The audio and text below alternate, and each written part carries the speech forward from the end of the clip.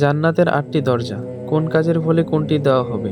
তাহলে শুনুন। বাবুস সালাত, এটি নামাজের দরজা। যারা মনোযোগ সহকারে সময়মতো নিয়মিত সালাত আদায় করে তাদের জন্য এই দরজা। বাবুল জিহাদ, যারা আল্লাহর পথে জিহাদ সংগ্রাম করেছে, জীবন ও সম্পদ উৎসর্গ করেছে তাদের জন্য এই দরজা। বাবুর রাইয়ান, এটি বিশেষভাবে রোজাদারদের দরজা। যারা নিষ্ঠার সাথে রোজা সিয়াম পালন করে শুধুমাত্র তারাই এই দরজা দিয়ে প্রবেশ করবে। বাবুল সদকা, এটি দানের দরজা। যারা মানুষের প্রয়োজনে দান সদকা করে থাকেন তাদের জন্য এই দরজা। বাবুল হজ, যারা যথাযথভাবে হজ পালন করে তাদের জন্য এই দরজা। বাবুল কাজিমিন আল গাইজ ওয়াল আফিনা আনিন নাস, এটি ক্রোধ দমনকারী ও ক্ষমাশীলদের দরজা। যারা নিজের রাগ নিয়ন্ত্রণ করবে এবং মানুষকে ক্ষমা করে দেন তাদের জন্য।